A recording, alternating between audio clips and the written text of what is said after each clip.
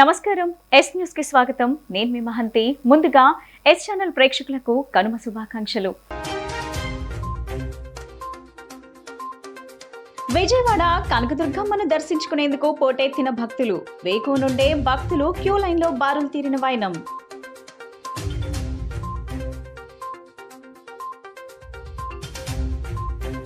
సంక్రాంతి తర్వాత ఊపందుకోనున్న టిట్కో ఇళ్ల నిర్మాణం.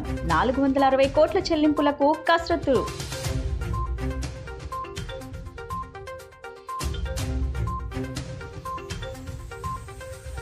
సంక్రాంతి ఉత్సవాల్లో చివరి రోజైన కనుమ పండుగ సందర్భంగా చికెన్ మటన్ ధరలకు రెక్కలు. అధిక సంఖ్యలో కొనుగోలు చేస్తున్న కొనుగోలుదారులు. విజయవాడ శ్రీ దుర్గా మల్లేశ్వర స్వామివార్ల దేవస్థానం ఇంద్రకీలాద్రిపై కొలువైయున్న శ్రీ దుర్గమ్మను దర్శించుకునేందుకు భక్తులు పోటెత్తారు. సంక్రాంతి పర్వదినాన్ని పురస్కరించుకుని భక్తులు వేకువనే పవిత్ర కృష్ణానదిలో స్నానమాచరించి అనంతరం శ్రీ కనకదుర్గమ్మ అమ్మవారి దర్శనం చేసుకుంటున్నారు. భక్తుల సౌకర్యార్థం ఆలయ అధికారులు అన్ని ఏర్పాట్లు చేశారు. సంక్రాంతి పర్వదినం సందర్భంగా స్కూళ్లకు, కాలేజీలకు సెలవు కావడంతో ఇతర ప్రాంతాల నుండి భక్తులు విజయవాడ ఇంద్రకీలాద్రికి అధిక సంఖ్యలో తరలివస్తున్నారు. వేకువ నుండి భక్తులు క్యూ లైన్ లో బారులు తీరారు.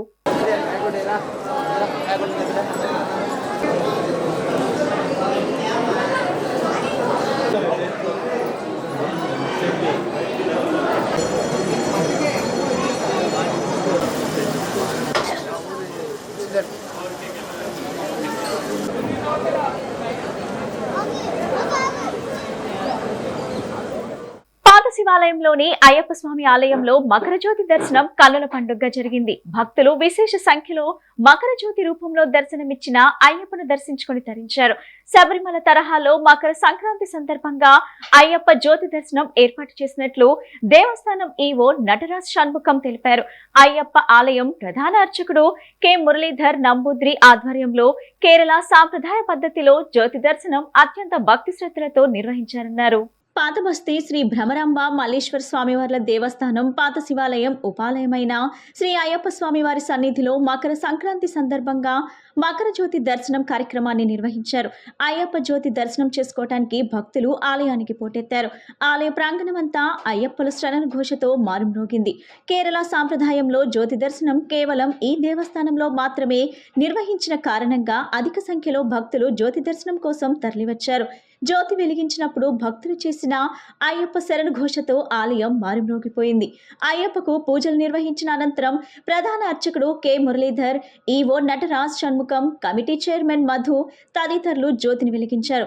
జ్యోతిని వెలిగించినప్పుడు భక్తులు చేసిన అయ్యప్ప శరణ ఘోషతో ఆలయ ప్రాంగణం మారుమ్రోగింది. ఉదయం స్వామి అయ్యప్పకు నెయ్యాభిషేకం, ప్రత్యేక అలంకారం, ప్రత్యేక హోమాన్ని నిర్వహించారు. దేవస్థానం ఈవో నటరాజ షణ్ముఖం మాట్లాడుతూ అయ్యప్ప సన్నిధిలో గత 14 సంవత్సరాలుగా మకర సంక్రాంతి సందర్భంగా అయ్యప్ప జ్యోతి వెలిగించడం సాంప్రదాయంగా కొనసాగుతుందన్నారు. కేరళ అయ్యప్ప సన్నిధిలో జరిగే సాంప్రదాయ పద్ధతిలో అయ్యప్ప పూజా కార్యక్రమం నిర్వహిస్తున్నట్లు తెలిపారు. విచ్చేసిన భక్తులకు దేవస్థానం సిబ్బంది ప్రసాదాలను అందజేశారు.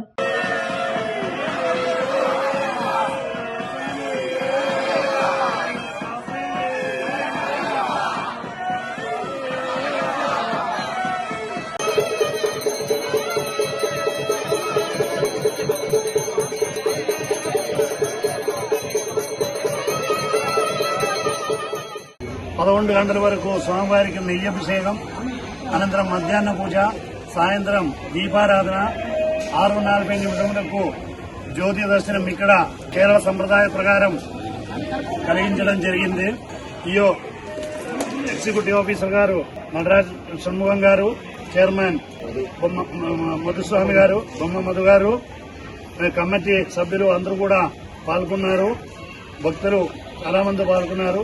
స్వామి శరణమయ్యప్ప, అందరికీ అయ్యప్ప స్వామివారి ఆశీస్సులు ఉంటుంది. ఈ జ్యోతి దర్శనం అయ్యప్ప స్వామివారి ఈ రోజు మకర సంక్రమ రోజు పులిమేట్లు అయ్యప్ప స్వరూపంగా అక్కడ జ్యోతి దర్శనలు కనపడతాయి. స్వామి ఆంధ్ర శబరిమలగా పేరుగాంచిన జక్కంపూడి అయ్యప్ప ఆలయంలో మకర జ్యోతి దర్శనానికి భక్తులు పోటెత్తారు. తొలుత అయ్యప్ప స్వామికి విశేష పూజలు నిర్వహించారు. సుదూర ప్రాంతాల నుంచి మకర జ్యోతి దర్శనం కోసం వందల సంఖ్యలో భక్తులు తరలివచ్చారు. భక్తజనం ముక్త కంఠంతో స్వామి శరణమయ్యప్ప అంటూ నినాదించారు. దేశంలో ఒక్క కేరళలో శబరిమలై మాత్రమే జ్యోతి దర్శనం జరుగుతుంది. కానీ ఆంధ్రప్రదేశ్లో ఉమ్మడి కృష్ణా జిల్లా జక్కంపూడిలో వెలిసిన అయ్యప్ప స్వామి సన్నిధిలో మకర జ్యోతి దర్శనానికి భక్తులు పెద్ద ఎత్తున తరలివచ్చారు. వివిధ రకాల పుష్పాలతో అయ్యప్పకు అభిషేకం నిర్వహించారు. అనంతరం ఆలయానికి అభిముఖంగా ఉన్న కొండపై జ్యోతి దర్శనం చేసుకున్నారు. మకర జ్యోతి దర్శనం సమయంలో భక్తులు అయ్యప్ప శరణు ఘోషతో ఆలయ ప్రాంగణం మారుమ్రోగింది. శబరిమల ఆలయ నమూనా కొలతలతో జక్కంపూడి అయ్యప్ప ఆలయాన్ని నిర్మించారు. మకర జ్యోతి దర్శనం కూడా శబరిమల తరహాలో ఇక్కడ కొండపై నుంచి ఏర్పాటు చేశారు. వందల సంఖ్యలో భక్తులు జ్యోతిని దర్శించుకొని తీర్థ ప్రసాదాలు స్వీకరించారు.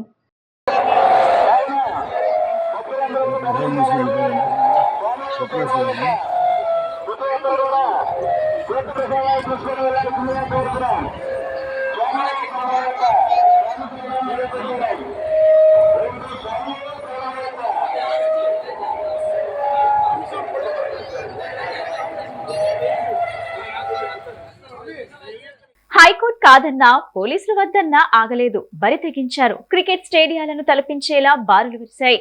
కోళ్లకు కత్తులు కట్టారు. పందెం రాయుళ్ల పంతాలలో పోటీలు పోటెత్తాయి. ఎక్కడికక్కడ బరుల్లో పుంజులు హోరాహోరీగా పోరాడాయి. అటు పందాల పక్కనే గుండాల ఆటలు జోరందుకున్నాయి. లక్షలకు లక్షల పందాలతో హోరాహోరీగా సాగాయి. ఉమ్మడి జిల్లా వ్యాప్తంగా జిల్లాల్లో 2 రోజుల్లో 3000 బరులపైనే వెలిశాయి. కోడి పందాలకు హైకోర్టు అనుమతి నిరాకరించినా బరి తెగించి ఆడేశారు. అయినా ఏ ఒక్కరూ అటువైపు కన్నెత్తి చూడలేదు. ఎక్కడా వెనక్కు తగ్గలేదు. చివరి శ్వాస వరకు పోరాడాయి. వేలాది పుంజులు బరిలోనే ప్రాణాలు విడిచాయి. సంక్రాంతి పండుగ నేపథ్యంలో ఉమ్మడి జిల్లా వ్యాప్తంగా జిల్లాల్లో తొలి రోజు కోడి పందాలు గుండాటలు హోరెత్తాయి. జిల్లా వ్యాప్తంగా దాదాపు 410 చోట్లకు పైగా బరులు వెలిశాయి. ఒక్కో బరిలో 10 లక్షల నుంచి 25 లక్షల వరకు లావాదేవీలు జరిగాయి. తొలి రోజు 100 కోట్లకు పైగా పందాలు, ఇతర బెట్టింగ్లు జరిగాయి. ఒక్కో బరి వద్ద 3 నుంచి 4 పదుల సంఖ్యలో గుండాట బోర్డులతో వ్యాపారం జరిపారు. ప్రధానంగా ఈడుపుగల్లు, ఆగిరిపల్లి, గన్నవరం, ప్రసాదంపాడు, విజయవాడ రూరల్ మండలాల్లో కోట్లాది రూపాయల వరకు కోడి పందాలు, గుండాట వ్యాపారం జరిగింది. బరుల్లో భారీ షామియానాలు, మైక్ సెట్లు, ఫెన్సింగ్ ఏర్పాటు చేసి మరీ పందాలు నిర్వహించారు. జిల్లాల్లో ఆ చివరి వరకు భారీగా పందాలు జరిగాయి. టీడీపీ, జనసేన నేతలు ఎవరికి వారు పోటాపోటీగా బరులు నిర్వహించి పందాలు ఆడించారు. పోలీస్ యంత్రాంగం మామూలు మత్తులో అటువైపు కన్నెత్తి చూడలేదు.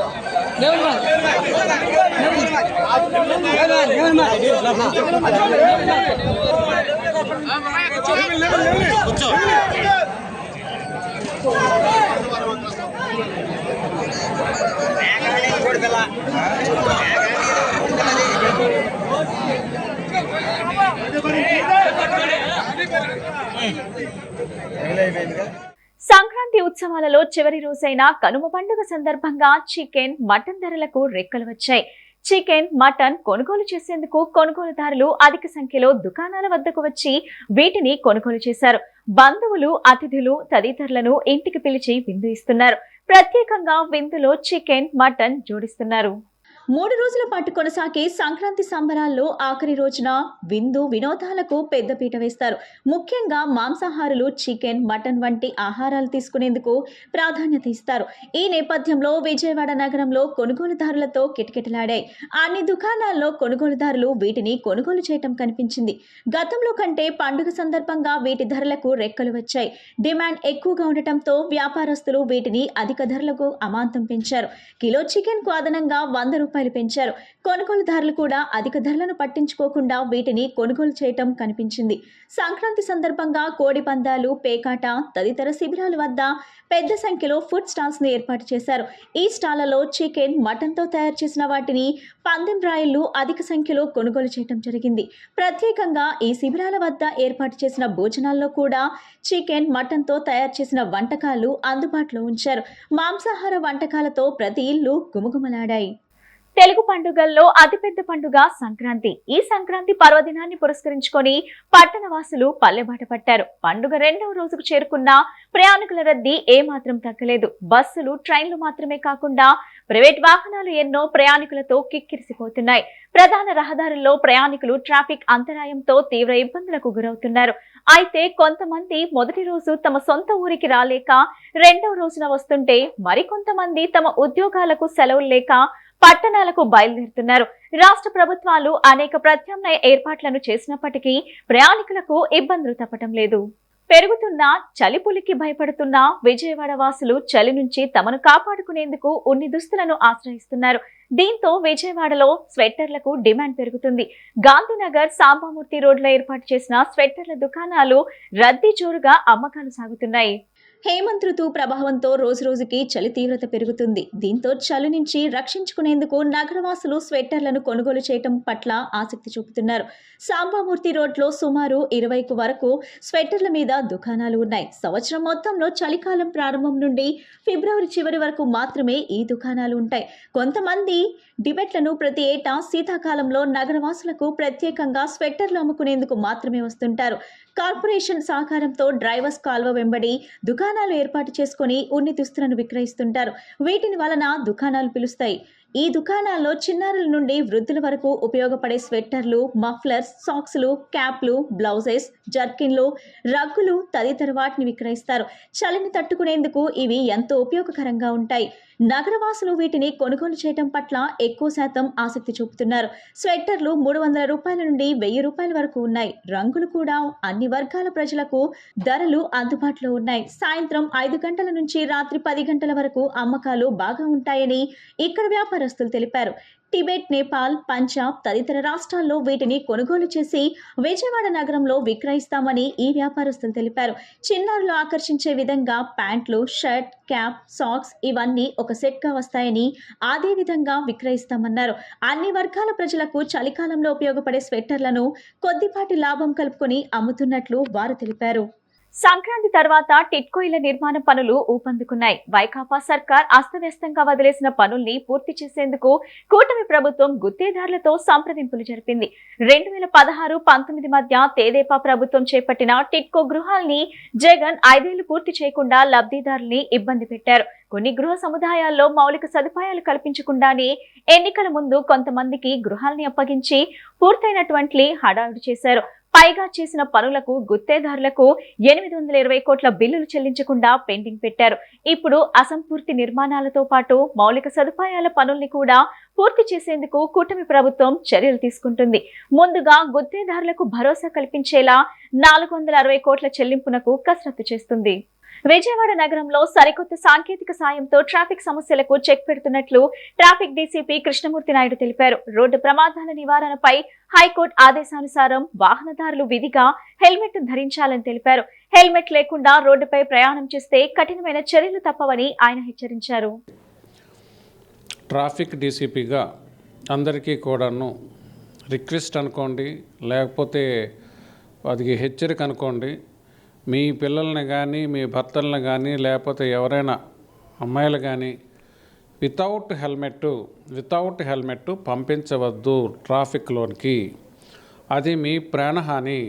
కాబట్టి దాన్ని అవాయిడ్ చేయాలంటే ఖచ్చితంగా కూడా మీరు ట్రాఫిక్లోన రోడ్డు మీదకి వచ్చిన తర్వాత ఖచ్చితంగా రైడ్ చేసిన వాళ్ళు, ప్రతి ఒక్కరు 2 వీలర్ రైడ్ చేసిన వాళ్ళు హెల్మెట్ని తప్పనిసరిగా వాడండి. మిగతా మీ బంధువులు ఎవరు వెళ్తున్నా, మీ పిల్లలు వెళ్తున్నా, మీ తల్లిదండ్రులు వెళ్తున్నా అందరికీ కూడా అదే హెచ్చరిక చేయండి. చిన్నలు అయితే పెద్దవాళ్ళకి చెప్పండి, పెద్దవాళ్ళు అయితే చిన్నవారికి చెప్పండి. మొత్తం మీద అందరూ కూడాను హెల్మెట్ని మాత్రం ధరించండి.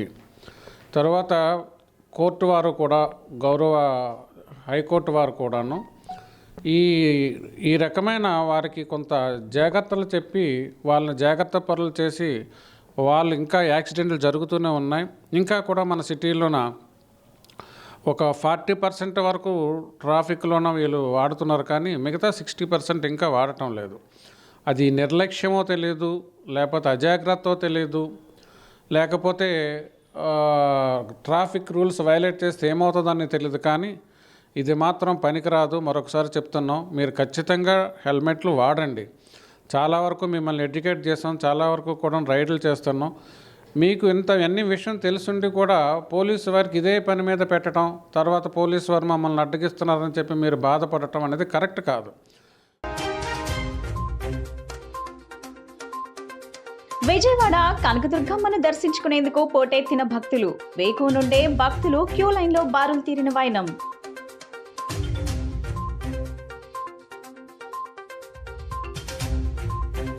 సంక్రాంతి తర్వాత ఊపందుకోనున్న టిట్కో ఇళ్ల నిర్మాణం. 460 కోట్ల చెల్లింపులకు కసరత్తు.